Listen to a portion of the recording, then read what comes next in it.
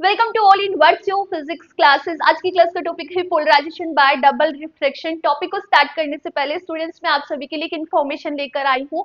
Virtual physics classes अब start कर रहा है online personal home tuition classes for class 9 to class 12, जहां पर हम फिजिक्स को स्टडी करने वाले हैं from the zero level. Basic से हम फिजिक्स को वहां पर स्टडी करेंगे, प्रॉपर आपके पास एक्सप्लेनेशन होगा, प्रॉपर नोट्स होंगे। इसके साथ साथ ही प्रैक्टिस के लिए वर्कशीट और स्टडी शीट्स भी होगी और कुछ सैंपल पेपर भी हम वहां पे सॉल्व करेंगे। और ऑनलाइन क्लासेस में आपका एक्सपीरियंस कंप्लीटली ऑफलाइन क्लासेस के जैसे ही होगा। तो बिना कुछ देरी किए स्क्रीन पर दिए गए हुए नंबर पे कांटेक्ट करिए, जहां पर आपको 2 डेज का फ्री डेमो क्लासेस भी अवेलेबल रहेगा। नाउ टॉपिक पर आते हैं, पोलराइजेशन बाय डबल रिफ्रैक्शन क्या है। देखो, कुछ ऐसे मटेरियल्स होते हैं लाइक कैल्साइट हुआ, क्वार्ट्ज हुआ या फिर टर्मलाइन हुआ। इन मटेरियल्स पे यदि हम अनपोलराइज्ड रे को इंसिडेंट करते हैं तो ये उसे 2 पार्ट्स के अंदर स्प्लिट कर देते हैं। बेसिकली एक रे हमने यहाँ पे अनपोलराइज्ड रे इंसिडेंट करी थी, बट हमें यहाँ पर 2 रेज फाइंड आउट हो रही है। एक रे सीधी निकल जाती है क्रिस्टल से, वो जो सेकंड रे है वो कुछ एंगल पर यहाँ पर रिफ्रैक्ट हो जाती है। दोनों ही रे जो हमें आउटपुट में मिलती है वो एक दूसरे के पैरेलल होती है और पोलराइज होती है।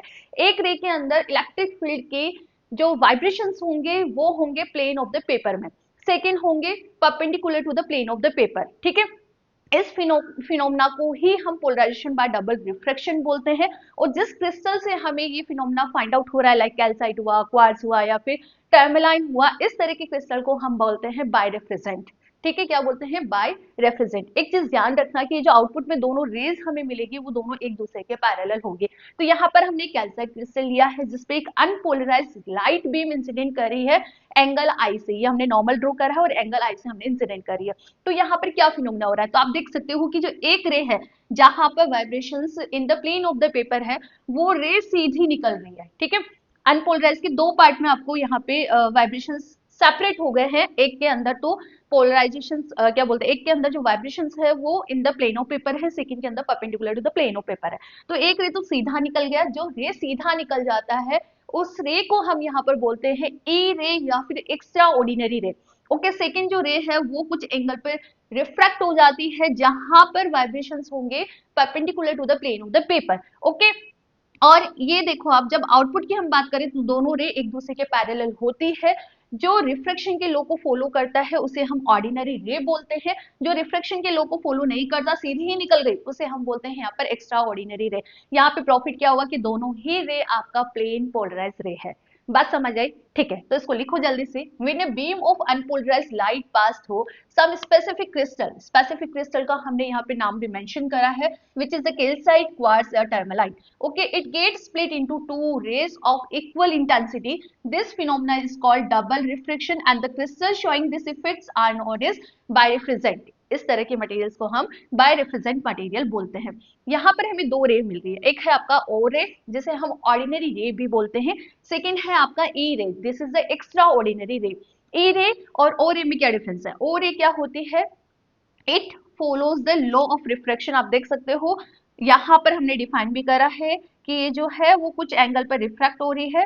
ठीक है, और जो सेकंड है आपका ए रे, वो रिफ्रैक्शन के लॉ को फॉलो नहीं करता, तो it does not obey law of refraction, crystal से सीधी ही निकल गई, इससे हम एक्स्ट्रा ऑर्डिनरी रे बोलते हैं। ठीक है, अब हम इसके लिए रिफ्रैक्टिव इंडेक्स भी निकाल लेते हैं। बेसिकली स्नेल लॉ मैंने यहाँ पे अप्लाई करा है। रिफ्रैक्टिव इंडेक्स होता है क्या है? Sine of incident angle upon sine of refracted angle. तो sine i upon sine of r two. अब हम यहाँ पे ये भी देख सकते हैं कि जो एंगल आर टू है, मतलब एंगल आर टू मतलब समझ रहे हो, प्लेन से ये क्या बोलते हैं, नॉर्मल से आपका एक्स्ट्रा ऑर्डिनरी रे का एंगल है उसे मैंने R2 से रिप्रेजेंट करा है, ऑर्डिनरी रे का रिफ्रैक्टिंग एंगल मैंने R1 से रिप्रेजेंट करा है। तो हम यहाँ पे डायग्राम में भी देख सकते हैं कि जो R2 है वो R1 से ग्रेटर देन है। ठीक है, तो ऑर्डिनरी रे के लिए भी हम रिफ्रैक्टिव इंडेक्स यहाँ पे डिफाइन कर देते हैं, which is the sine i upon sine of R1।